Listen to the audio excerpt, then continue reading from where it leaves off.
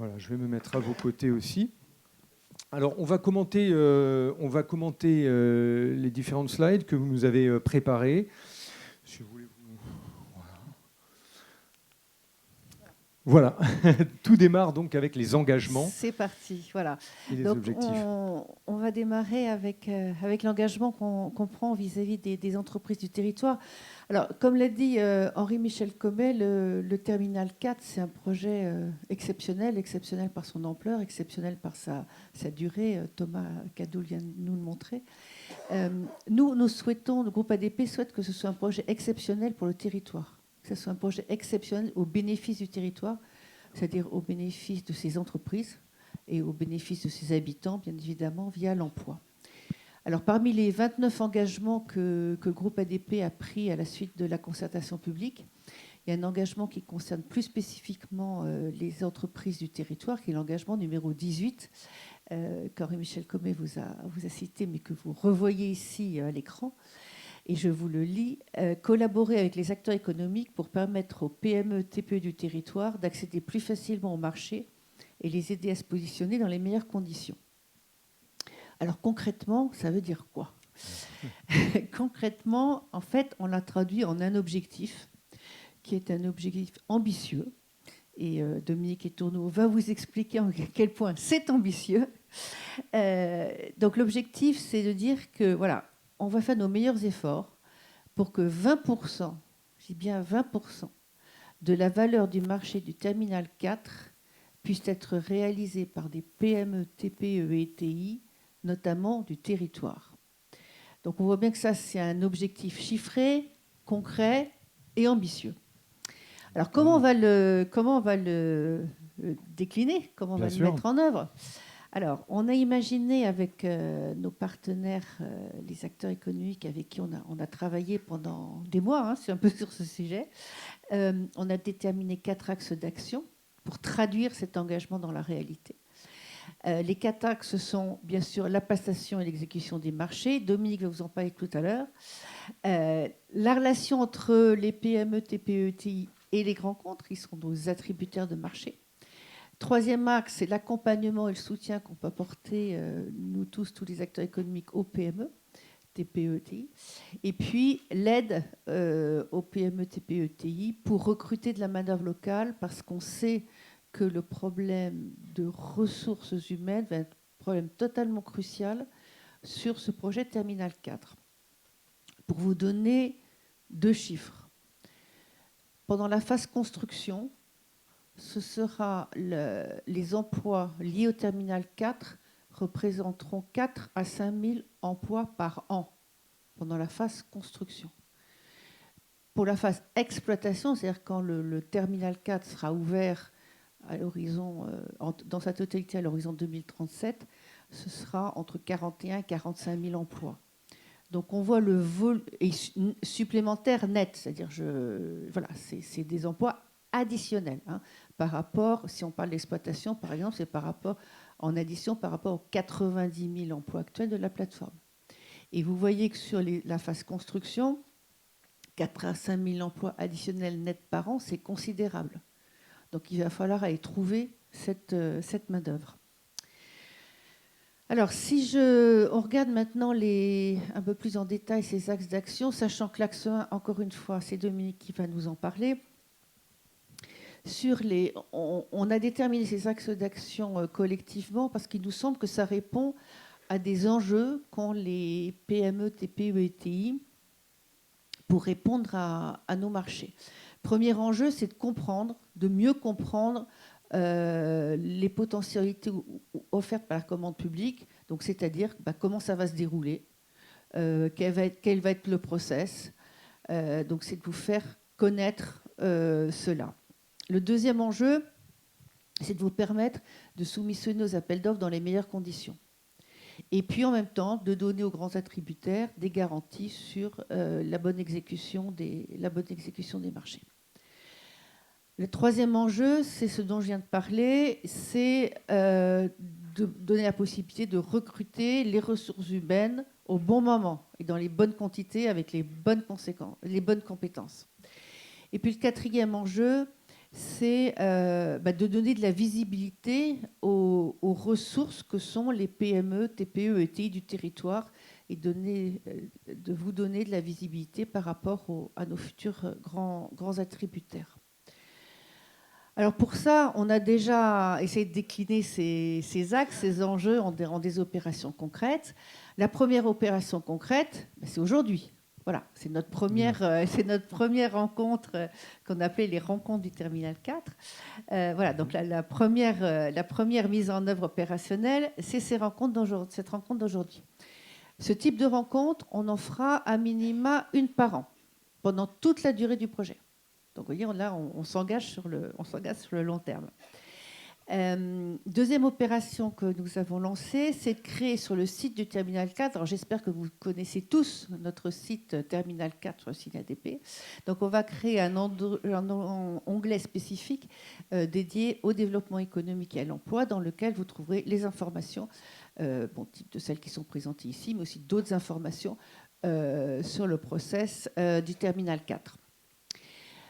Troisième exemple d'action, c'est que avec Paris CDG Alliance, qui s'appelait dans le temps le JIP Emploi, on va organiser des forums recrutement dédiés au métier du BTP, parce que c'est important de pouvoir aider toutes les entreprises à recruter dans ces métiers.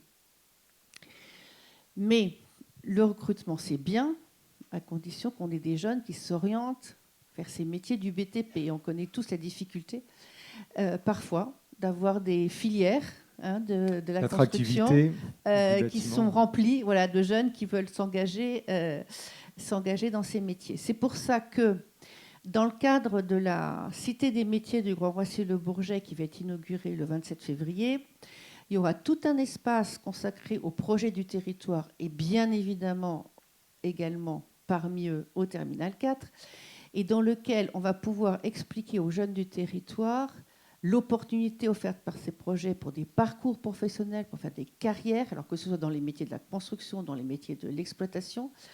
Et donc, pour cette cité des métiers, donc là, je fais la promo, là, aujourd'hui, c'est cité des métiers. On est là pour ça. Ça va être un objet formidable pour aider nos jeunes à s'orienter vers les métiers du BTP et les métiers de l'exploitation aéroportuaire. Et puis enfin, une autre action concrète qu'on va mettre en place prochainement avec nos partenaires, des acteurs économiques, c'est de créer un catalogue des PME, ETI et TPE du territoire qu'on pourra mettre à disposition des futurs grands attributaires de nos marchés pour donner de la visibilité aux ressources qu'il y a et des ressources formidables qu'il y a sur ce territoire. Voilà ce que je voulais dire très rapidement sur des exemples de mise en œuvre concrète de cet engagement numéro 18. Voilà, et puis je vais te céder la parole. Alors, donc Dominique, peut-être on va aller plus loin dans les différents points qu'on a évoqués, donc la cité des métiers et puis bien sûr tout ce qui va tourner autour de cet engagement. Très bien. Alors, la zapette. Voilà. Oui, bonjour à toutes et à tous. Donc, je suis Dominique Etourneau, je suis le directeur des achats du groupe Aéroports de Paris. Alors, avant de rentrer et de décrire l'impact du Terminal 4 sur nos pratiques achats et sur nos opérations, je voulais juste vous présenter brièvement l'organisation achat. Donc, les achats d'Aéroports de Paris, c'est 2 milliards d'euros. Ce qu'on essaye de privilégier en permanence, donc, c'est l'achat au mieux disant et par opposition au moins disant. Donc mieux disant, en permanence, on essaye de chercher le meilleur rapport qualité, prix, délai, service. On a une pratique également, donc, une approche d'achat en coût complet. Donc ça veut dire que dès la phase construction, on intègre des notions comme l'exploitation et la maintenance de manière à faire le meilleur achat, pas à court terme, mais dans la durée.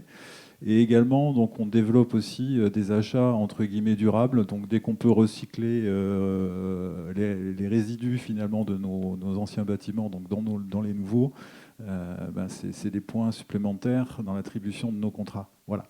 Donc si on se concentre maintenant sur la partie française, que l'on appelle ADP-SA, ADP-SA, c'est 88% de la dépense totale, c'est 1,7 milliard d'euros. On a 110 acheteurs. En gros, ça représente 54% du chiffre d'affaires de l'entreprise Aéroport de Paris, enfin pas de l'entreprise, d'ADP-SA. Et donc, ce qui veut dire que très clairement que nous sommes une entreprise assez peu intégrée. On sous-traite énormément et vous avez beaucoup plus de chances de voir du personnel de nos sous-traitants sur nos plateformes que du personnel Aéroport de Paris. Voilà, donc, mais tout est, je vous rassure, tout est piloté. La structure de nos dépenses, c'est à peu près 50% en investissement, 50% en achat d'exploitation. On a 2200 contrats actifs, on renégocie à peu près 500 contrats, donc je vous invite à suivre l'actualité, voire le renouvellement de nos appels d'offres.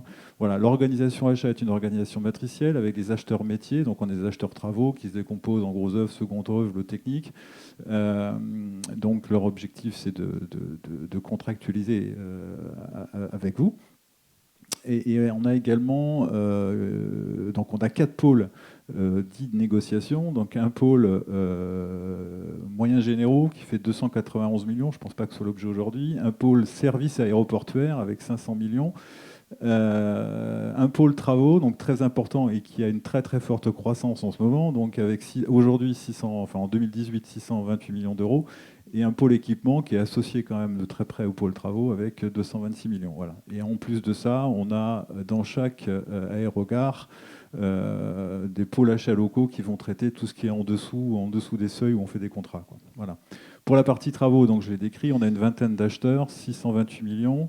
En gros, les gros achats, c'est les achats d'infrastructures et de génie civil qui font 160 millions. Le gros œuvre, second œuvre, TCE, c'est 357 millions sur la base de 2018. Et les lots techniques, 110 millions, quoi.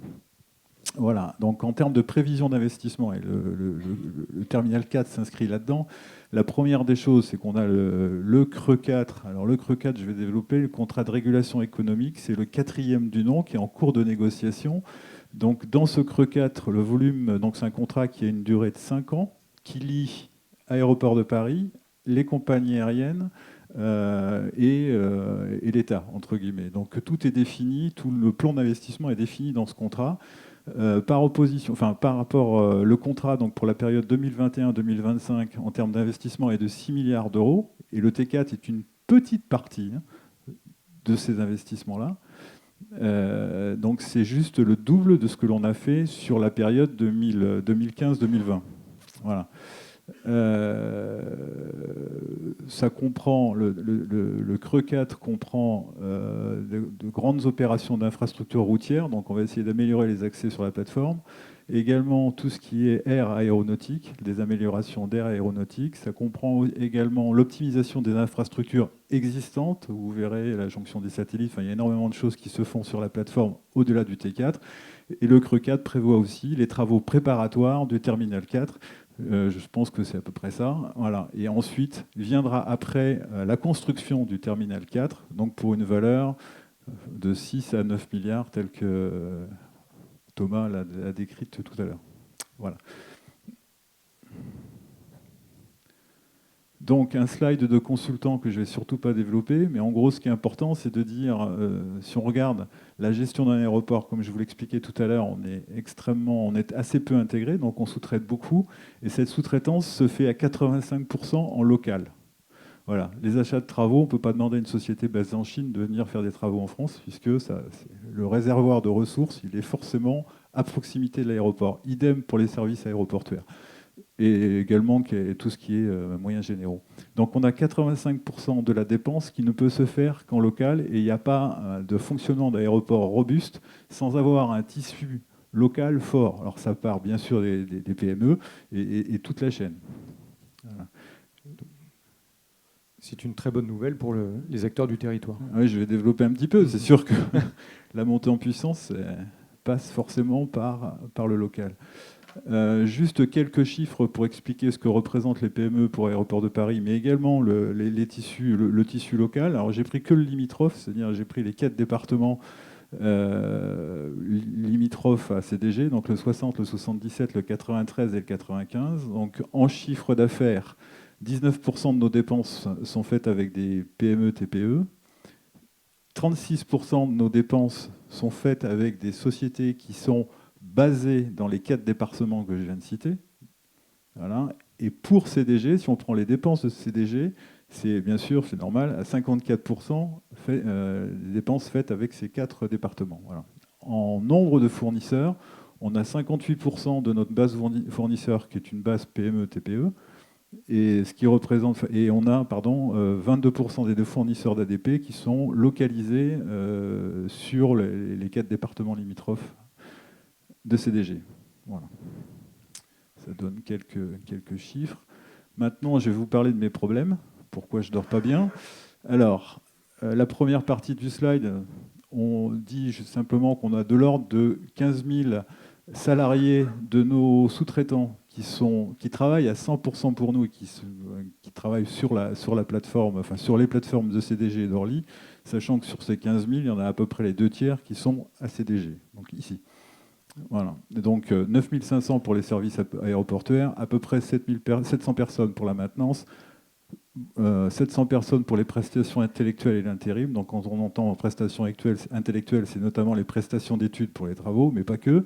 Et les travaux, c'est à peu près 4000 personnes. Donc on a devant nous, ensemble, 3 challenges. Le premier, c'est déjà de réussir la montée en puissance définie dans le cadre du Creux 4. Je vous rappelle, donc passer de 3 milliards d'euros d'investissement sur une période de 5 ans à 6 milliards d'euros. Ça veut dire quoi? Ça veut dire qu'il va nous falloir en local, pas à Marseille. Quand on dit en local, c'est sur les plateformes. Il va déjà nous falloir entre 4 et 5 000 personnes supplémentaires par rapport au Creux 3, donc par rapport à la période écoulée. Voilà, donc ça c'est un point déjà qui me paraît quand même important, sachant qu'en ce moment, comme vous le savez avec le Grand Paris, je ne sais pas, il y aura peut-être des chiffres qui circuleront tout à l'heure, je pense que c'est à peu près 40 minimum 40 milliards d'euros d'investissement. On tombe donc dans une période, j'aurais bien voulu que Thomas décale le lancement de la construction du T4, mais il n'a pas voulu. Donc on est dans une période où les ressources sont exsangues, et on a ce recrue d'activité, cette augmentation d'activité dans cette période. Le deuxième challenge, finalement, c'est le Terminal 4, qui lui, pour le coup, va arriver, est à cheval entre la fin du Creux 4, donc aux alentours de 2023-2025, et la période suivante, donc 2026-2030. Et c'est dans cette période-là où là, on va avoir les 7 à 9 milliards à dépenser, et où on va encore avoir besoin, alors ça se chevauche un peu, mais c'est de l'ordre de encore 4 à 5 000 personnes.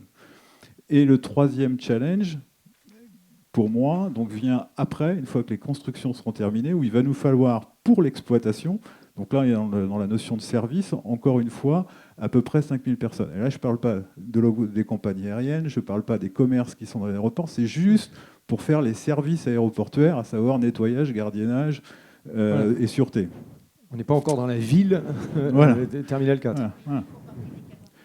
Et ils font partie des 41-45 000 pour être très précis. Voilà, ça c'est sur ce que je gère. Je ne gère pas encore les compagnies aériennes. Mais bon, en gros, voilà. Donc on a trois challenges qui sont devant nous.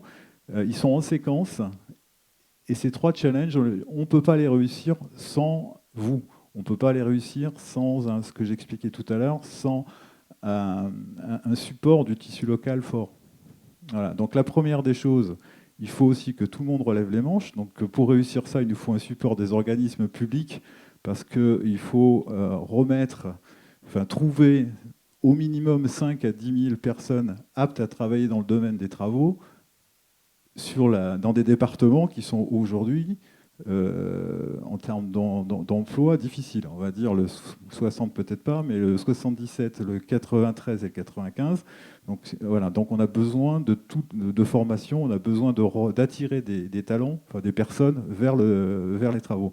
La deuxième chose, c'est que pour pouvoir réussir ça, il faut que les PME se regroupent. Ce qu'a pas dit Thomas pudiquement, c'est qu'en fait, on essaye de faire cette montée en puissance, mais sans forcément augmenter les effectifs d'Aéroports de Paris. Donc, qu'est-ce que ça veut dire concrètement? Ça veut dire concrètement que la taille des lots que l'on sous-traite va très probablement augmenter dans le futur. Donc en fait, ça, c'est pas que ça réduit, mais enfin, si, ça réduit l'accessibilité aux PME. Donc pour la conséquence de ça, c'est qu'il faut que les PME, se regroupent, et ça, je sais que c'est pas facile pour les PME en général qui ont la volonté d'être indépendantes, mais donc la seule façon, c'est de se regrouper entre elles pour pouvoir avoir la taille critique et gérer ces marchés-là. Et la deuxième chose, c'est qu'il va falloir que, enfin, dans nos contrats, on va stipuler un certain nombre de clauses qui inciteront les grands groupes qui nous passeront nos marchés à sous-traiter une partie de plus en plus importante, donc en sous-traitance de rang 2, de rang 3, rang 4, etc., à des PME locales. Voilà. Ça sera une thématique forte qu'on verra dans l'après-midi, se chasser en meute, le regroupement des entreprises. Donc, qu'est-ce qu'on peut faire ensemble pour réussir ces 3 challenges que je viens de décrire? La première des choses, c'est donner la visibilité. Je crois que sans visibilité, ça ne se fera pas. Donc la visibilité, ça se fait, comme tu le disais, par effectivement des rencontres comme celle d'aujourd'hui. Ça se fait aussi, donc on va mettre en ligne un certain nombre d'informations à partir du mois de mars 2020 sur les futures échéances et les futurs appels d'offres. Et ça se fait aussi par la mise en place de réunions périodiques. Alors tu as dit annuelles, ça peut être plus, moins. Il y en aura au moins une par an. Voilà, pour présenter de manière à laisser du temps à toutes les entreprises de se structurer pour pouvoir faire face, pour recruter, pour former et pour candidater pour ces futurs marchés. Voilà. Le deuxième élément, donc, c'est la dynamique des effets cascades. Ça, c'est compliqué, mais en gros, c'est ce que je viens de dire. C'est-à-dire qu'on ne réussira pas tout seul, nous, Aéroports de Paris. Notre activité, elle est escalée avec les PME en direct. Cette activité-là, on va bien sûr l'augmenter, mais on ne l'augmentera pas dans des proportions suffisantes pour tenir le 20% sur le global. Et pour pouvoir tenir ce 20% sur le global, il faut que dans nos contrats, on prévoit des dispositifs avec les grands groupes pour qu'elles développent leur activité avec les PME basées dans nos départements, enfin, limitrophes. Voilà. Et bien sûr, dernier point, les acteurs institutionnels ont leur part à jouer, c'est ce que j'expliquais, donc la formation d'une part, mais aussi ce qu'il faut, c'est avoir une bonne cartographie des PME des départements, de manière à ce que ça en fasse un recueil et qu'on puisse discuter ça avec les grands groupes pour être sûr que toutes les PME ont l'accessibilité à nos contrats, directement ou indirectement. Voilà. L'histoire commence maintenant, même si le terminal 4, ça va jusqu'à 2037, hein, mais en gros, l'histoire commence dès maintenant. Donc, je pense que la première des choses à faire tout de suite, nous publions tous nos appels d'offres. Donc, la première des choses, c'est de se faire connaître. C'est simple, c'est 2 clics, c'est gratuit, et ça commence dès à présent. Et avec ça, avec votre enregistrement, donc vous pourrez avoir accès sur tous les appels d'offres lancés par le groupe ADP. Voilà, donc vous trouverez l'adresse sur l'écran. Bien sûr, se référencer n'est pas suffisant. C'est une première étape. Ce qu'il faut, c'est se faire connaître. Pour se faire connaître, il faut rencontrer les gens, donc les personnes de la direction des achats, mais également donc les équipes de DIA, de l'ingénierie, pour faire des propositions de services de manière à ce qu'on apprenne à se connaître. Voilà. Je pense... puis bien sûr, participer aux prochaines réunions sur le Terminal 4, c'est le dernier élément. Voilà ce que je peux dire sur comment on peut travailler ensemble et développer l'activité. Enfin, on a en face de nous un vrai challenge. Que vous abordez dans un esprit de transparence, comme le soulignait M. Comet, et puis comme vous dites à l'instant, tout est accessible, en fait, voilà. Il y a un engagement au dialogue. S'il n'y a pas de dialogue, compte tenu du Grand Paris, si on ne prépare pas ensemble cette montée en puissance, le Terminal 4 ne se fera pas. Voilà, c'est aussi simple que ça, ou se fera à des prix absolument démentiels. Et si on ne veut pas avoir de la main-d'œuvre qui nous vienne... on va dire, de pays de l'Est, il faut qu'on se structure, qu'on s'organise pour que l'emploi, pour qu'on ait un nombre suffisant de personnes sur les sujets BTP dans la région. Voilà. Très bien. Question pour Elisabeth Lemasson ou Dominique Etourneau. On va prolonger maintenant avec peut-être un volet juridique avec vous, Hugo Chauvin. Quand on parle de collaboration, forcément, il y a des contrats, il y a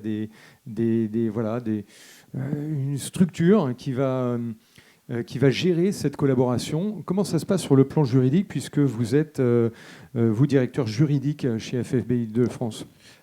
Oui, bonjour à tous. Hugo Chauvin, directeur des affaires juridiques et économiques à la Fédération française du bâtiment région Île-de-France. Je représente 3 départements ce jour, le 78, 91 et 95. Nous intervenons, nous représentons 3200 entreprises pour un peu plus d'1,5 milliard de chiffre d'affaires cumulé et un peu plus de 40 000 compagnons du bâtiment. C'était pour replacer le contexte de notre structure. Ce qui, dans mes prédécesseurs qui sont intervenus ce jour, ont évoqué des choses qui nous intéressent particulièrement. Sous-traitance, PME, territoire représenté, action. La sous-traitance, tout d'abord, j'ai envie de dire, j'aimerais faire un petit rappel justement sur cette loi qui date de 1975 et qui est malheureusement parfois mal maîtrisée ou détournée, avec des sanctions qui peuvent être lourdes, et ça sera mon propos final. Tout d'abord, cette loi qui a été déterminée pour faire suite aux différentes défaillances d'entreprises dans les années 70 a permis de construire une situation juridique permettant une garantie de paiement aux entreprises sous-traitantes. Sachant que d'autres lois existantes préalablement ont permis également de garantir les différentes situations du maître d'ouvrage à l'entrepreneur principal à l'entreprise sous-traitante sont garanties pour leur action. Si tout le monde, bien évidemment, applique correctement la loi. Pourquoi je vous parle de ça? Parce qu'il y a 3 situations importantes à vérifier, notamment dans ces futurs grands projets que vous avez, qui feront forcément appel à des entreprises sous-traitantes et sur lesquelles nous serons vigilants pour nos adhérents qui vont y répondre. Particulièrement, j'ai envie de dire, la problématique de l'acceptation et l'agrément des conditions de paiement qui sont obligatoires sur cette loi, et également sur le risque d'offres anormalement basses qui est nécessaire justement à vérifier au niveau de la direction des achats. Puisque c'est quelque chose, j'ai entendu, des rangs de sous-traitance nécessaires par rapport à l'ampleur de ce magnifique projet qu'est le Terminal 4. Mais néanmoins, quand nous arrivons sur des sous-traitances de rang 4, rang 5, le maître d'ouvrage a dans son obligation de vérification un besoin de contrôle. Sachant que celui-ci, je suis rassuré par rapport à l'ensemble des démarches qui sont entreprises dans justement votre projet Terminal 4, vont permettre de vérifier que le prix est correct pour les entreprises PME, puisqu'elles sont soumises à également des contraintes que vous connaissez, vous, en tant que maître d'ouvrage constructeur. Et ça, c'est vraiment un point important. Et bien évidemment, la vérification qui est importante, notamment dans des zones, je présume, sécurisées de l'aéroport, puisqu'on n'intervient pas justement comme on le souhaite, je pense, sur une structure aéroportuaire. Il est nécessaire donc de contrôler l'ensemble des régularités des entreprises et des personnels. Pourquoi je vous parle de tout ça?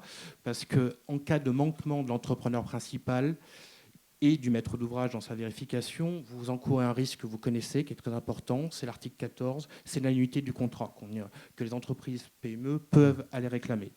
Donc, par rapport à ça, nos adhérents pourront vous proposer notamment un contrat défini par la profession, qui est à votre disposition si vous le sollicitez, qui permet de garantir que l'ensemble des textes sont respectés, et notamment la garantie de paiement, qui est souvent, parfois, oubliée malheureusement.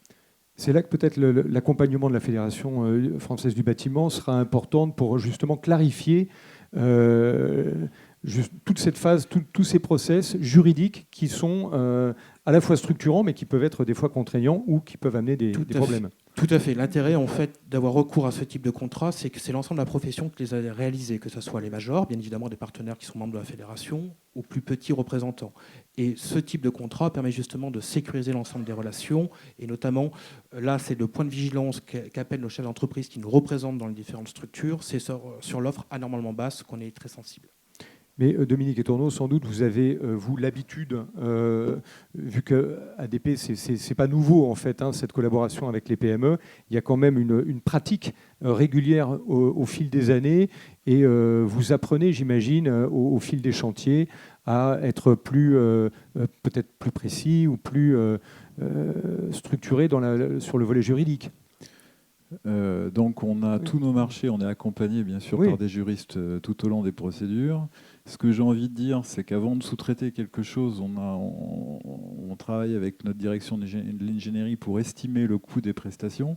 Donc une offre anormalement basse, on la détectera assez rapidement.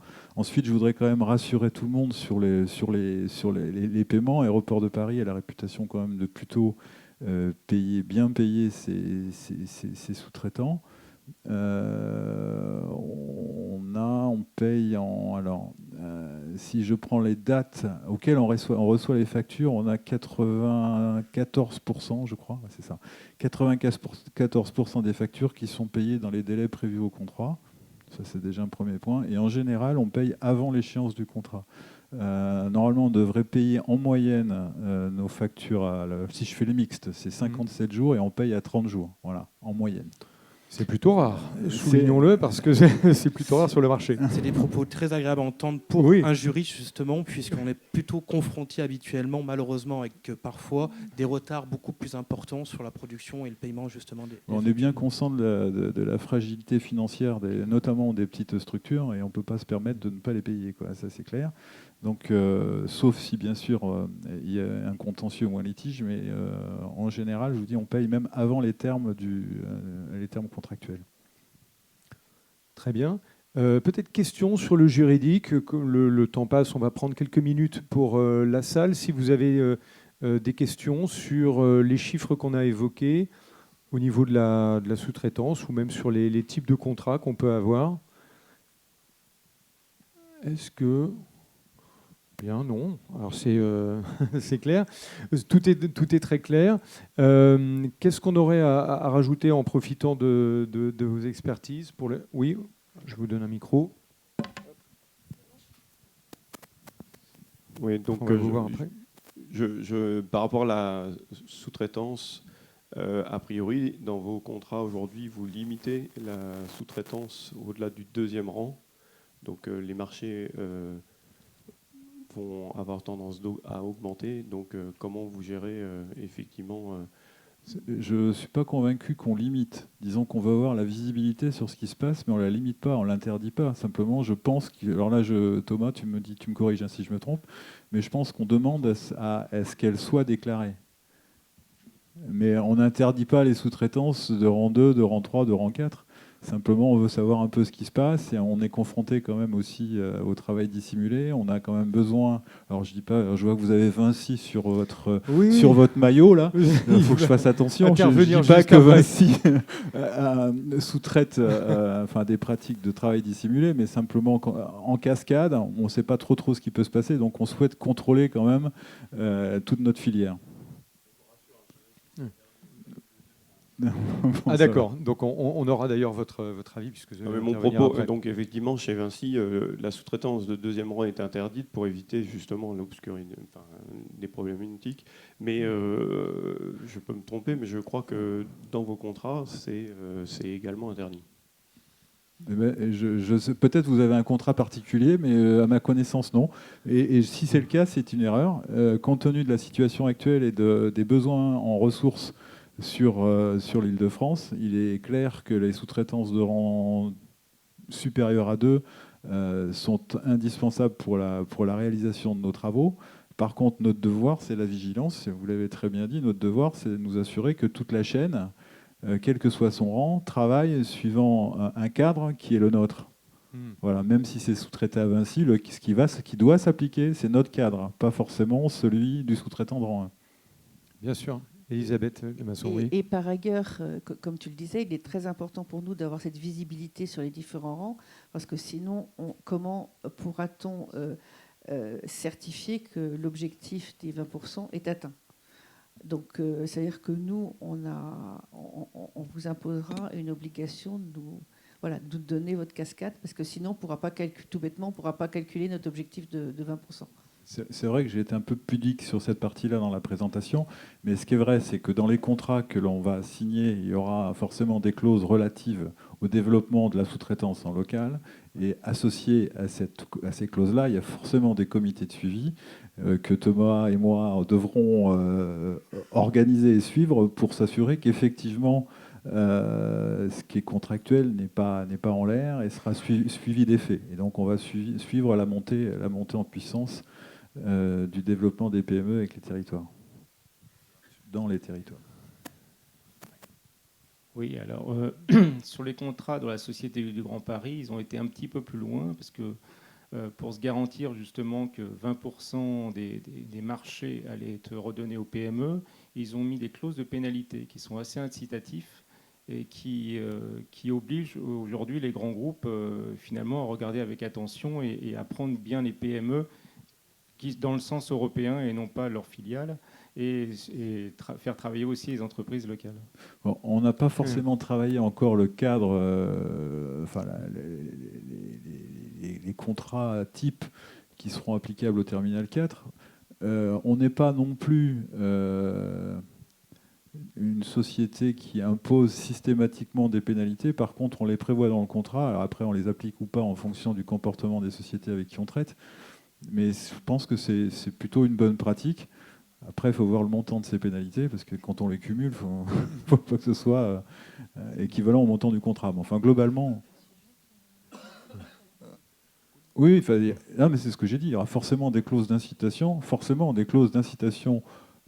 au développement des PME. Notre 20%, il va être cascadé. Et associé à ça, il y aura les comités de suivi, et pourquoi pas, et certainement des pénalités. Mais là, je vous dis, c'est un petit peu en avance par rapport à là où on en est aujourd'hui, quoi. C'est un peu tôt. Aujourd'hui, on en est dans l'incitation. On n'en est pas encore dans les pénalités. Hugo Chauvin, oui. Oui, je voulais ajouter une chose. La profession s'est organisée justement pour la bonne application de la sous-traitance au niveau des PME et de la bonne gestion, à créer une charte qui est actuellement d'être remise à jour. Et je vous invite, groupe Aéroport de Paris, à vous rapprocher justement des différentes organisations patronales du bâtiment qui pourront vous communiquer justement ce type de charte qui vous permettent justement, dans la bonne gestion de vos futurs contrats, permettre un accès équitable à l'ensemble justement des entreprises du bâtiment. Oui, très bien. Je ne la connais pas forcément, mais ça va dans le bon sens toujours. Un bon conseil. Monsieur, on a peut-être un micro. Oui, on va vous donner un micro. Alors, identifiez. Qui d'autre avait une question après monsieur? Ici, d'accord, très bien. Allez-y, monsieur. Donc Philippe Pereira, aux achats chez Vinci Construction France. Moi, j'avais une question concernant le process d'évaluation des sous-traitants, de vos partenaires. Et est-ce que vous réalisez aussi des audits en interne et externe? Alors, donc en général, on a une mesure de la performance des fournisseurs qui se fait tout au long de la durée du contrat. En général, c'est une mesure qui se fait annuellement, qui regroupe, c'est une évaluation qui est faite par la direction des achats avec le support des directions prescriptrices, donc notamment la direction de l'ingénierie. Donc ça, c'est pour la partie exploitation. Quand on est dans le déroulement du contrat. Ensuite, en phase amont, on a des critères qui sont liés pour l'attribution des marchés, qui sont liés à des mémoires techniques sur ce qui va être mis en place pour le succès du projet. Donc les évaluations, c'est ce que j'explique en introduction. Donc on regarde bien la qualité, les équipes chantiers mises en place, etc. En ce qui concerne les audits, on fait aujourd'hui assez peu, on fait beaucoup d'audits, plutôt des audits sociaux. On s'assure que ce qui a été écrit dans les mémoires sur le sujet RSE est vraiment mis en place.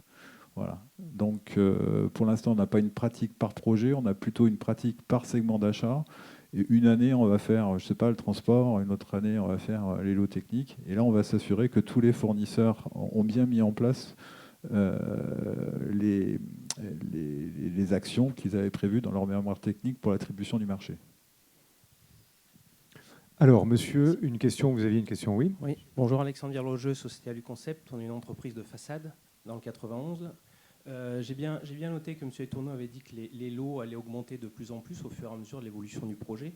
Est-ce que vous favorisiez bien sûr le groupement d'entreprises, qu'est-ce que vous allez mettre en œuvre pour justement favoriser ces rapprochements entre PME pour qu'on puisse répondre, on va dire, en groupement au projet? Alors, ce sera décrit juste après. Alors ça peut se faire via nous ou via les organismes on va dire, de type CCI. Je pense qu'au sein de chaque CCI, il y aura alors, CCI 77, 60, 93, 95, mais aussi la CCI du Grand Paris. Je pense que c'est ça qu'il faut privilégier, parce que c'est un mouvement qui est inévitable sur toute l'Île-de-France. Ce n'est pas propre à l'aéroport de Paris. En fait, on a 3 énormes groupes, plus après plein de petites PME. Si on ne veut pas que tous les business soient, entre guillemets, répartis entre 3 grands acteurs, il faut absolument que ces petites PME se regroupent et se structurent. Et ça, effectivement, il y a besoin d'organiser toute la filière.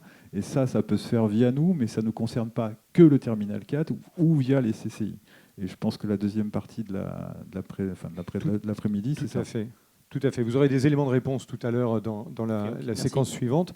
Hugo, oui.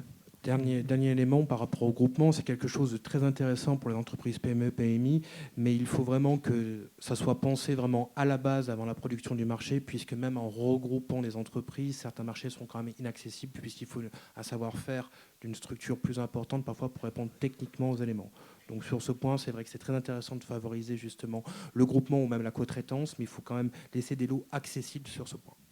Oui, puis, je voudrais juste rajouter qu'Aéroport de Paris, ce n'est pas que le Terminal 4, même si ce qui nous, on nous réunit aujourd'hui, c'est le fameux Terminal 4. Mais on a à peu près, à terme, Terminal 4 sera la moitié de nos dépenses en termes d'investissement. Une autre partie, c'est la maintenance des bâtiments et des ouvrages existants.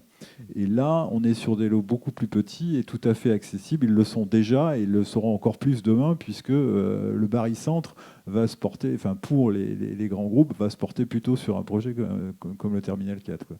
Voilà, donc il y a de la place aussi qui va se faire, je pense, sur les lots de taille plus petite, qui concernent quand même 50% d'1 milliard d'euros par an. Enfin, on va dire 500 millions. C'est quand même un bon, voilà. C'est un bon budget à se partager. Peut-être une dernière question ? Non. Eh bien, écoutez, merci à tous les trois. Merci Elisabeth Lemasson, Dominique Etourneau, Hugo Chauvin, d'être venus nous éclairer. Et nous allons enchaîner tout de suite avec des retours d'expérience. Merci beaucoup. Et nous allons accueillir des acteurs, justement, du bâtiment, de grands acteurs. Je vous invite à nous rejoindre sur scène. Donc, Pierre Cronier-Lecomte, bonjour. Vous êtes directeur d'exploitation Vinci Construction. On vous applaudit. Déjà, vous avez... Voilà. Emmanuel Deline, directeur du bâtiment chez Eiffage Métal. On vous applaudit. Et Antoine Brézolin, votre directeur général délégué, n'a pas pu venir, c'est ça. Alors, nous avons également avec nous Hervé Pagnon, directeur achat chez Bouygues Bâtiment en Île-de-France, bienvenue. Également avec nous Benjamin Saxic, responsable pôle tertiaire d'Acorus. Alors vous êtes venus à deux, venez ensemble. On va vous installer peut-être ici. Donc Philippe Bourreau également, responsable commercial d'Acorus.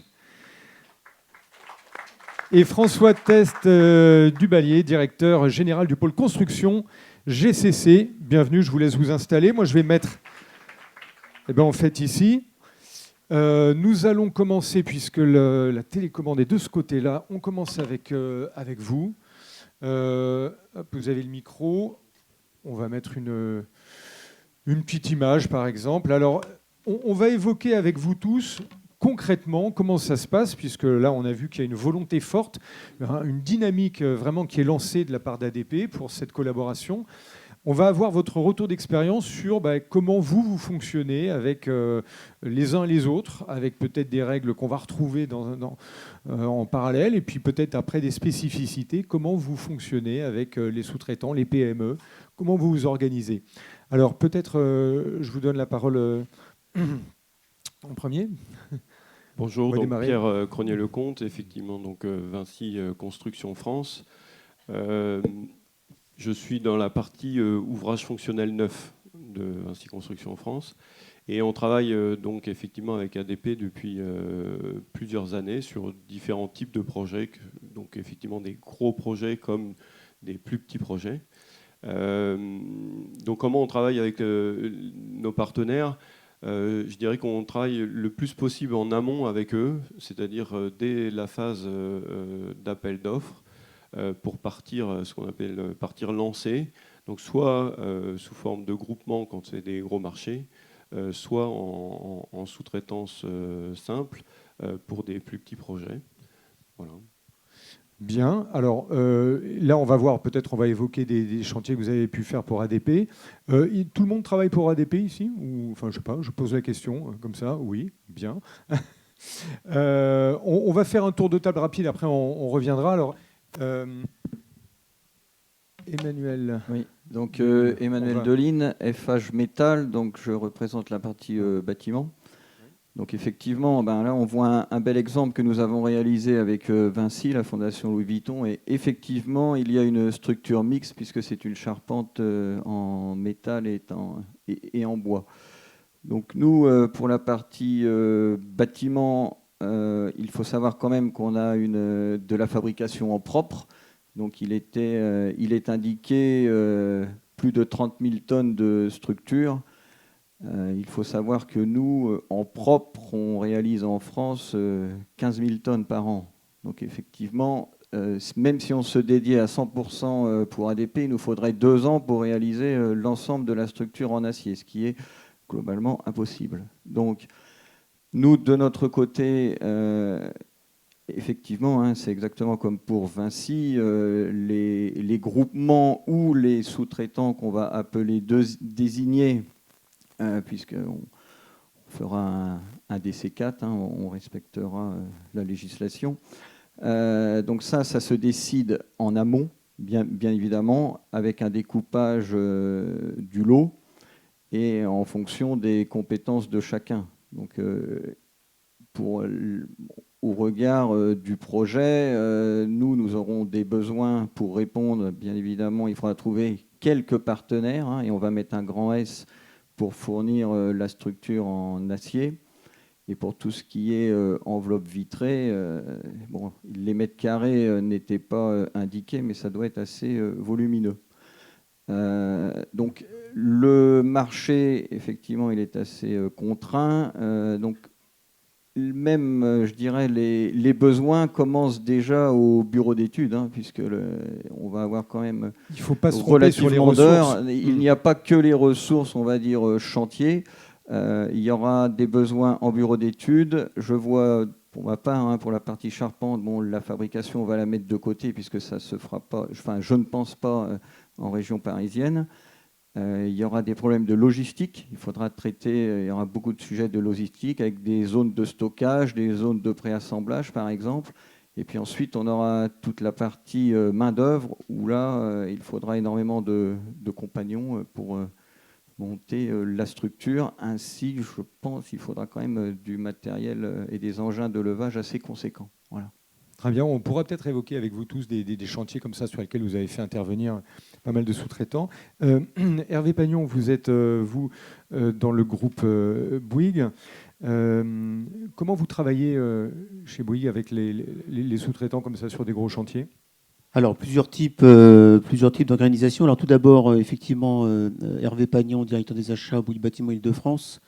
J'interviens plus particulièrement pour l'unité de management Brésillon Ouvrage public, donc sur le tertiaire public et industrie, puisque c'est avec ces deux entités que nous réalisons la plupart des opérations pour ADP, environ une trentaine depuis 20 ans, des opérations qui sont de granulométrie très variable, de 1 million à 70 millions d'euros, et des opérations moyennes de 5 à 20 millions.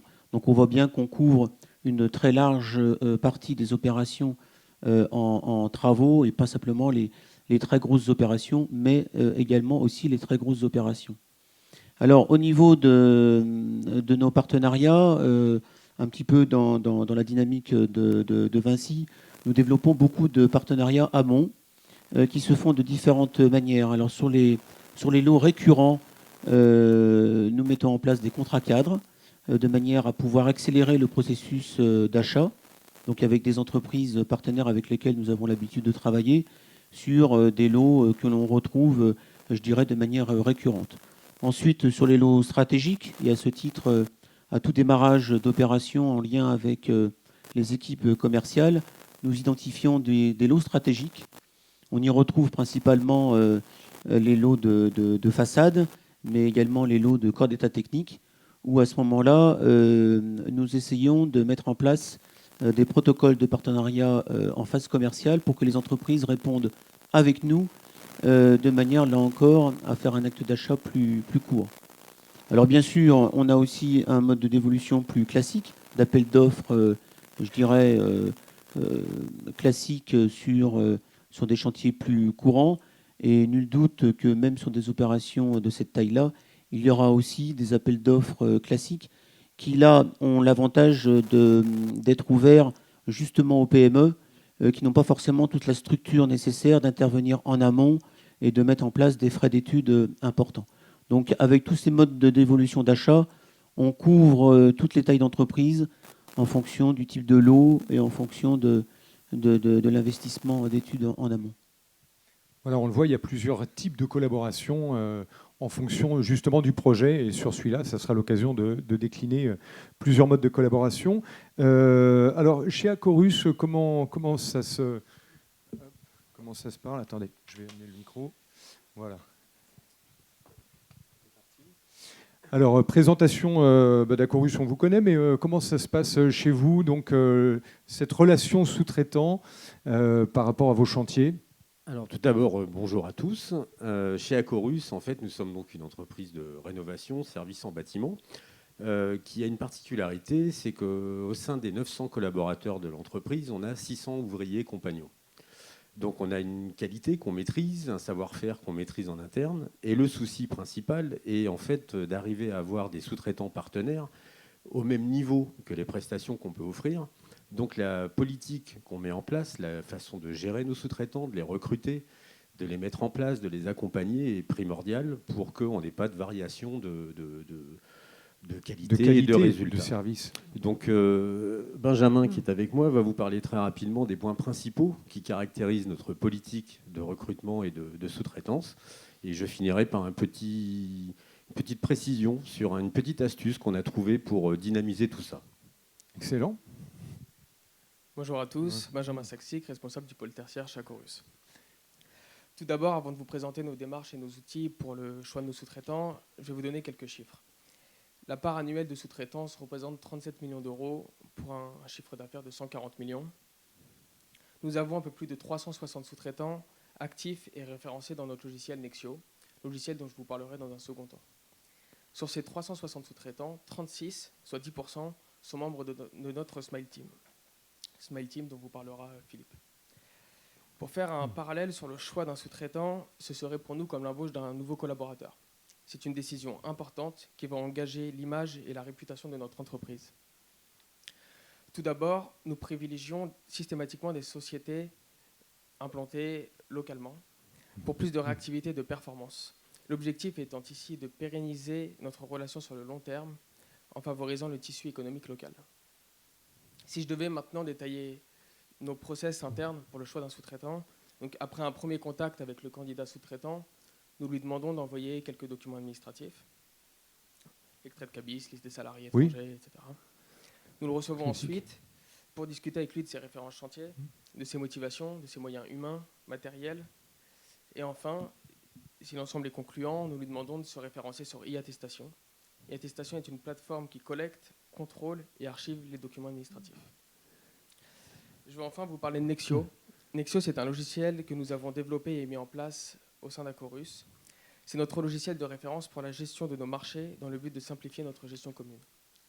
Cet outil est mis à disposition pour nos clients et nos sous-traitants. C'est un logiciel collaboratif et agile à l'image de notre entreprise. L'ensemble de nos sous-traitants doivent y être référencés. Il nous permet de réaliser nos devis, saisir nos commandes, établir nos situations pour nos sous-traitants comme pour nos clients. Il nous permet aussi de suivre l'état d'avancement de nos chantiers. Nous l'exploitons depuis près de 2 ans et sommes aujourd'hui 400 à l'utiliser. Très bien. Pour conclure, du coup, je vais laisser la parole à M. Bourreau qui va vous parler de la Oui, on va continuer. Oui, allez-y. Après, on va ouvrir de toute façon le débat. Hein, oui. Juste un paramètre important sur effectivement la proximité des partenaires. Nous sommes nous-mêmes à Croissy-Beaubourg, donc on est à mi-chemin entre Roissy et Orly. Oui. Et effectivement, le tissu économique local est primordial pour plusieurs raisons. La réactivité, le suivi des sous-traitants, et puis aussi l'empreinte écologique qu'on peut laisser, parce qu'évidemment, plus on va travailler près de nos chantiers, forcément, moins on va laisser d'empreinte carbone, etc. Et c'est un objectif prioritaire, comme l'a souligné M. Comet tout à l'heure en ouverture. La RSE et tout ce qui est environnemental sera au centre de ce projet. Et juste pour conclure, la petite note positive et la petite idée qu'on a eue et qui est assez sympa à mettre en place, c'est qu'on a créé le club Smile Team, tout simplement pour faire entrer en quelque sorte tous nos partenaires sous-traitants dans un club qui va avoir pour but de fédérer un petit peu nos actions en commun avec eux, qui va leur apporter des avantages, des remises sur nos centrales d'achat, des formations en interne qu'on va organiser avec la FFB ou avec d'autres partenaires. On va les accompagner dans leur formation, dans leur méthode, tout en étant ouvert et agile, hein, parce qu'on n'impose rien de particulier. Mais c'est un vrai travail en commun pour uniformiser nos compétences. Voilà. Je repense à la question tout à l'heure pour justement favoriser les groupements. Vous, il y a un petit peu cette idée-là de se dire, tiens, les sous-traitants, plutôt que de les avoir en one-to-one comme ça, on va essayer d'en faire un club et de les regrouper de façon à avoir un échange à la fois plus convivial et puis aussi plus efficace. Exactement. Et puis, autre paramètre, c'est que souvent, les sous-traitants peuvent être recrutés par certains services au sein d'un groupe ou d'une grosse entreprise. Et les autres services ne sont pas forcément au courant de la présence ou des compétences requises. Ce club va permettre de faire circuler l'information, notamment au travers des gazettes internes, des reportages chantiers, etc. Et du coup, on découvre tout simplement des fois le travail des autres avec un peu plus de coordination et d'échange. Et comme ça, on renforce nos compétences sur chantier chez Acorus. Une bonne pratique, créer un club avec ses sous-traitants. François Tête, vous êtes directeur général du pôle construction chez GCC. Alors, vous aussi, vous êtes habitué, bien sûr, à des chantiers d'ampleur. Là, on a quelques exemples. Comment se passe chez vous cette relation sous-traitante ? Un mot sur GCC. Donc, oui, bien sûr. On est un peu plus gros qu'une PME, mais on est largement plus petit que les collègues au fauteuil rouge et orange des majors. Voilà, on fait un petit milliard de chiffre d'affaires. Comment ? On n'a pas fait la répartition en fonction des couleurs de fauteuil. C'est tombé comme ça. C'est tombé comme ça, oui. Et c'est très bien. Ainsi, il en faut pour tout le monde. Donc, un petit milliard de chiffre d'affaires sur le territoire national avec un peu d'export. Le modèle de l'entreprise du groupe GCC, c'est pas une fédération de PME, mais en tout cas des agences où les patrons sont des actionnaires, puisque l'actionnariat, et c'est une marque de fabrique du groupe, c'est un groupe indépendant et on tient à le rester, avec des patrons qui représentent 70% du capital. Voilà, donc c'est des patrons investis qui ont mis de l'argent, en tout cas qui sont actionnaires de l'entreprise. Et donc il y a une vingtaine d'agences sur le périmètre national, un peu d'export, mais c'est surtout sur le périmètre national, et en Île-de-France évidemment. Poumon d'activité de l'Hexagone avec 5 agences. Aujourd'hui, je suis représenté avec Stéphane Nagli pour les cartes de visite au cocktail, qui est le directeur commercial de l'agence qui est le plus intéressé par la séance d'aujourd'hui, une agence qui l'industrie, les travaux publics et le transport, qui est un client important comme ADP aujourd'hui. Voilà, donc qu'est-ce qu'on fait de plus que ce qui a été dit ? Ce qui est important pour nous, chaque projet est différent, c'est le maître d'ouvrage qui fixe les règles du jeu, et ce qui va nous intéresser, nous, chez GCC, c'est d'adapter en fonction du projet, qui fasse 50 000 ou 50 millions, un peu une stratégie d'offre qui correspond à ce que souhaite le client. Et donc, pour ça, on va tâcher et essayer d'être souple, d'être simple et de respecter un certain nombre de prérogatives qui nous vont bien. Ça a été rappelé par le directeur juridique de la FFB. Il y a des chartes, il y a des choses qui se font, il y a des équités, il y a des transparences qui se doivent entre l'entreprise principale et son sous-traitant. Et ça, on est très intéressé, en tout cas, par tout ce qui se fait autour de ça. Voilà, donc on va tenir nos engagements et on va, en fonction du projet, sous-traiter, co-traiter, faire des groupements de sous-traitance. On va tâcher, on va essayer d'être souple. On a un réseau de partenaires en Île-de-France d'environ 200 à 300 personnes. Mais évidemment, si on est là aussi aujourd'hui, c'est qu'on a besoin de le compléter. Voilà. Besoin de compléter. Est-ce qu'il y a une taille critique qui facilite justement ce relationnel avec les sous-traitants ? Et puis, est-ce qu'il y a, au contraire, après, peut-être chez vous, on les voit d'un petit peu plus loin ? Est-ce que, par exemple, cette notion de club, c'est quelque chose de rassembler les sous-traitants, c'est quelque chose que vous pratiquez, vous, peut-être, ou chez Oui, de toute façon, nous avons effectivement un club de partenaires qu'on réunit aussi une fois par an. On est plutôt sur un nombre de 50 entreprises où on est vraiment sur une relation, je dirais presque intime, en tout cas qui participe à la vie de l'entreprise. Bien sûr, un volet de co-traitants et de sous-traitants qui va plus largement au-delà du partenariat sur un ensemble là cette fois-ci de plusieurs centaines d'entreprises, mais on tient à avoir cette relation privilégiée avec une cinquantaine d'entreprises pour effectivement nous accompagner dans ces projets de grande envergure. Et là, il n'y a pas de sélectivité suivant le lot. On est vraiment sur l'ensemble des lots à l'acte de construire, que ce soit depuis le terrassement jusqu'au corps d'état de finition. C'est important pour s'inscrire dans une relation de long terme et une relation équitable. Voilà, puisque vous dites le mot, il y a la relation de long terme. On imagine que dans les sous-traitants, il y en a avec lesquels vous travaillez depuis des années, ça se passe bien. On a tout d'un coup un petit noyau qui font presque, c'est pas qu'ils font partie de l'entreprise, mais qui ont vraiment, vous partagez les mêmes valeurs, vous les avez éprouvées dans la durée. C'est ce noyau-là sur lequel on peut s'appuyer vraiment en force. Et les autres sont un petit peu plus périphériques, qui sont un peu en test encore sur certains chantiers, non? On a ce phénomène-là? Oui, alors effectivement, nous aussi, pour redonner quelques chiffres, sur la direction ouvrage fonctionnel neuf, qui fait à peu près 700 millions d'euros de chiffre d'affaires par an, ça représente la sous-traitance à peu près 70% du chiffre d'affaires sous-traité, et ça représente plus de 2000 contrats par an. Et l'échelle, ça va du contrat à 10 000 euros à des contrats qui sont supérieurs à plus d'1 million, quoi. Donc effectivement, également, on a un forum, nous on a un forum partenaire où effectivement on reçoit l'ensemble de nos partenaires une fois par an. Et c'est une journée où on a des échanges et où effectivement on se rencontre de manière privilégiée. Pour répondre particulièrement à votre question, effectivement, avec les années, effectivement, il y a des entreprises avec qui on travaille régulièrement parce qu'on a des relations de confiance.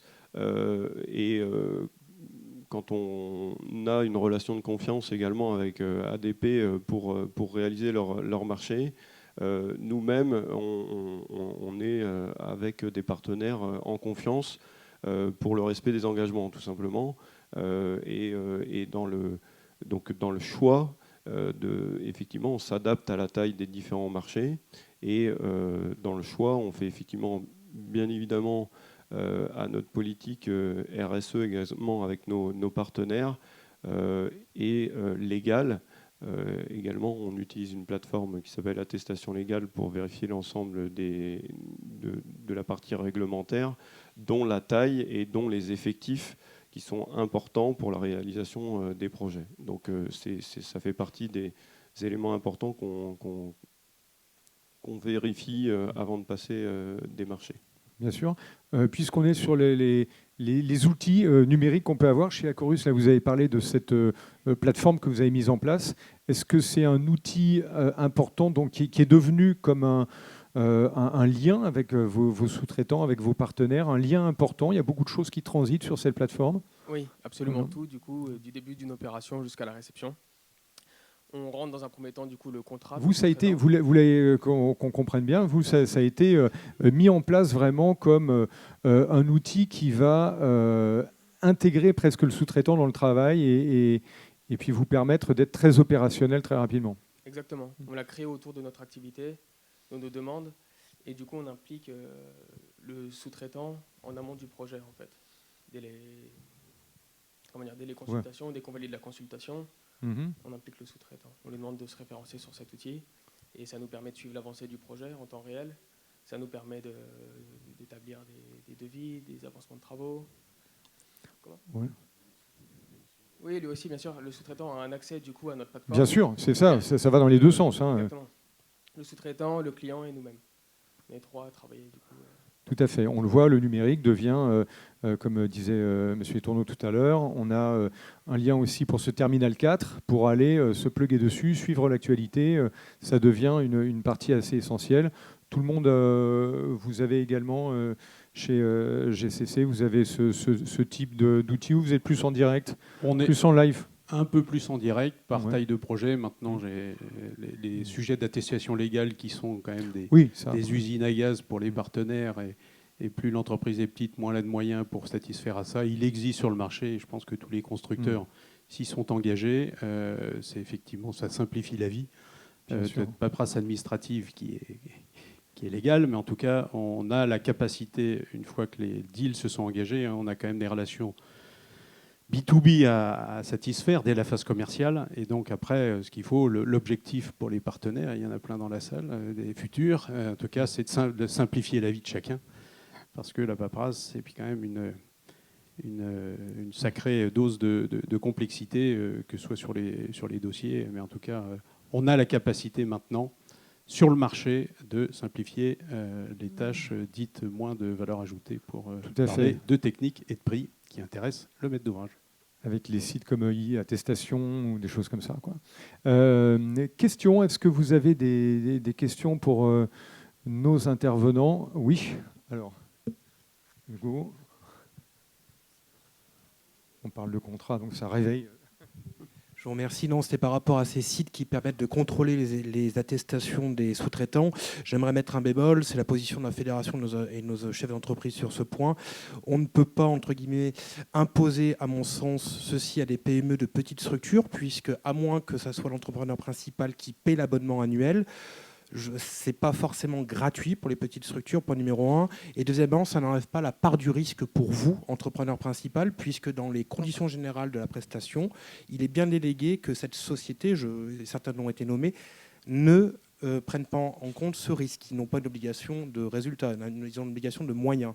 Et par rapport à ça, dans la bonne pratique, je sais que ça fait énormément de travail pour vos juristes, mais pour une meilleure justement sécurité du contrat, je vous invite à contrôler également vous-même toutes ces attestations. Chez nous, on n'impose pas. Voilà. Donc, chacun a son... Très simplement, oui. C'est aussi l'avantage du club Smile Team, c'est qu'on le fait pour eux. C'est un service qu'on apporte, ça fluidifie en fait la marche sans forcer personne. Et c'est vraiment un échange, ce club, aussi bien dans la formation, parce qu'on a parlé tout à l'heure un petit peu d'amener les PME aussi partenaires à évoluer, à s'intégrer dans le cadre de gros projets.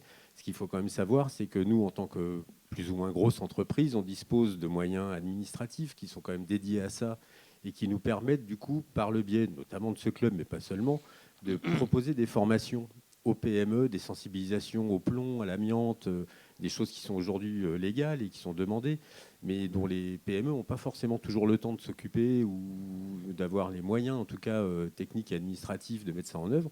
Nous, c'est vraiment c'est les services qu'on va leur apporter pour en fait les amener au niveau d'exigence qu'on va leur demander en fait pour avoir une uniformité de résultats. Voilà. Je pense, oui. Pas d'imposition non plus. Je crois que c'est important, c'est d'expliquer l'intérêt de ce type de plateforme, puisque je crois qu'on est à peu près tous à utiliser la même.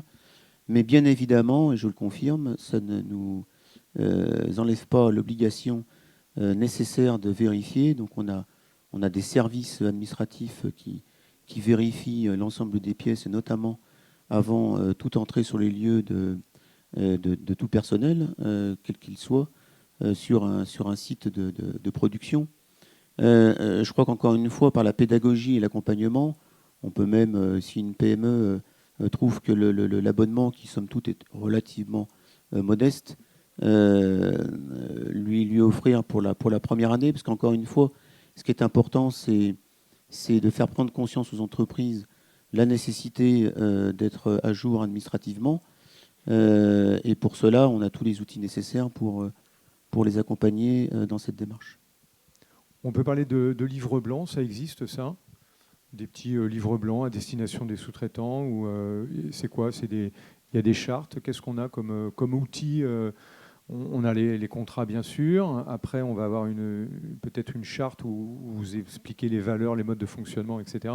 Et peut-être non, des livres blancs, ça existe? Au niveau des chartes, on utilise celles qui nous sont fournies par la fédération la fédération du bâtiment ou la fédération entreprise générale, qui travaille régulièrement sur ce type de sujet. Donc j'ai envie de dire, c'est pas la peine de réinventer des documents qui sont très bien faits. Sûr. Et ça montre une démarche cohérente entre, d'une part, l'entreprise générale, notamment pour les grandes entreprises. Et vous disiez tout à l'heure les trois majors, mais je voudrais qu'on aille au-delà des trois majors, parce qu'une entreprise comme GCC est difficilement considérée comme une PME. Donc on a un certain nombre d'acteurs importants sur la place de Paris. On est là pour accompagner les entreprises. Il faut qu'on soit cohérent par rapport aux organismes syndicaux pour justement montrer qu'on est dans une relation équitable. Donc on a des chartes, mais on a aussi des rencontres avec les partenaires pour dialoguer avec eux On a aussi des groupes de travail pour les faire travailler avec nous sur l'acte de construire et notre amélioration continue dans justement l'acte de construire au niveau du pilotage, au niveau des études, pour justement faire corps et ne pas avoir d'un côté l'entreprise générale donneur d'ordre et de l'autre côté les fournisseurs qui n'ont pas leur mot à dire. Bien au contraire, on essaye de s'ouvrir à un dialogue permanent parce que, comme vous le disiez tout à l'heure, vous avez besoin des partenaires locaux pour réaliser le T4. Nous-mêmes, en tant que grande entreprise générale, on a besoin de tous les acteurs, qu'ils soient sous-traitants, fournisseurs, co-traitants, PME ou grandes entreprises. Ok. Question ? Question ? Non ? Bien écoutez, je regarde. On est bien à l'heure. La pause est à 15h30, dans quelques minutes. Petit tour de table. Qu'est-ce que vous souhaitez en conclusion, on peut se faire un petit tour sur ce projet-là du terminal 4. Qu'est-ce que vous souhaitez à la région, à vous Je vais paraphraser le maître d'ouvrage. Le maître d'ouvrage a besoin de la salle, donc nous, on a besoin de la salle aussi, parce qu'au vu, évidemment, des montagnes d'investissements qui sont devant le maître d'ouvrage, et il y en a d'autres, ça a été salué, entre Solideo, SGP et d'autres. Il y a aussi d'autres de maîtres d'ouvrage. Mais si on est là, je pense que si on est là, c'est pour dire que on a besoin de toutes les entreprises, et quelle que soit la taille, quel que soit le métier, leur expertise. Et donc, c'est intéressant cette journée pour soit compléter. Oui, nous avons des réseaux de partenaires fidèles, mais ce qui est intéressant dans une rencontre comme aujourd'hui, c'est de compléter, se rencontrer, se découvrir, en tout cas faire mieux connaissance, parce que les projets qui seront ceux d'ADP aujourd'hui sur les deux volets, le volet courant qui a aussi augmenté et le T4, eh bien, c'est une façon aussi de se voir un peu autrement pour prendre des engagements ensemble pour l'intérêt général qui est le client du jour, mais en tout cas, c'est très important pour nous. Ce qui ressort effectivement, c'est que voilà, tous les acteurs sont concernés. Et... En fait, ce qu'il faut bien comprendre aujourd'hui, c'est qu'on ne fait pas travailler un sous-traitant, on travaille avec lui. Et c'est vraiment une évolution importante aujourd'hui dans la répartition un petit peu des rôles et du travail ensemble. Sachant que pour conclure, le slogan d'Acorus, c'est un sourire partagé, donc on essaie aussi de l'avoir sur le terrain. Voilà. Excellent, le sourire partagé. Alors chez Vinci, les vœux pour ce projet ? Chez Vinci, on parle de partenaires, on ne parle pas de sous-traitants. Donc c'est vraiment notre démarche, c'est de travailler ensemble sur les différents projets. Donc effectivement, on a besoin de tout le monde pour faire et réaliser les projets. Donc la journée est là pour échanger. Et donc il y a aussi Philippe Pereira, en tout cas pour la partie Vinci, qui est dans la salle. Et donc tout à l'heure à la pause, on peut échanger aussi les cartes de visite pour prendre un premier contact et on sera ravis de vous rencontrer. C'est tout l'enjeu et tout l'objectif de ce style de rencontre. Emmanuel.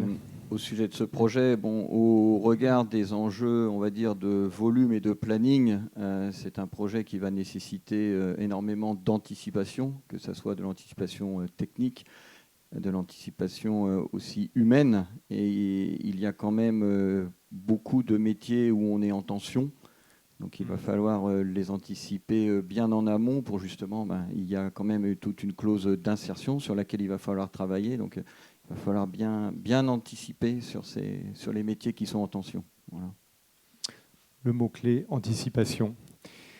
Alors tout d'abord, un grand merci à ADP de cette initiative qui va tout à fait dans cet nouvel état d'esprit de partenariat, que ce soit maîtrise d'ouvrage, entreprise, PME, tous ici réunis. Je crois qu'on a devant nous un projet très, très important, presque pharaonique. Donc pour reprendre notre sigle du moment qui est chez nous Osons l'ambition, je trouve que ce projet est ambitieux et on a besoin effectivement de vous toutes et tous pour réaliser cette ambition. Et je crois et je suis convaincu que ce sera aussi l'occasion en cette période où on parle beaucoup d'environnement, justement de faire de ce projet un projet phare sur toutes ces dimensions RSE, environnementale, et la PME locale est là pour l'attester sur cet enjeu écologique très important pour lequel on ne peut pas passer au travers. Très bien. Eh bien, écoutez, on va clore sur cette note très positive de RSE. Merci et un grand merci à tous les 6 d'être venus témoigner. Et je vous propose bien de faire un break d'un petit quart d'heure maintenant devant un café, et ce sera l'occasion d'échanger et de commenter tout ce que nous venons de dire. On se retrouve à 15h45. À tout à l'heure.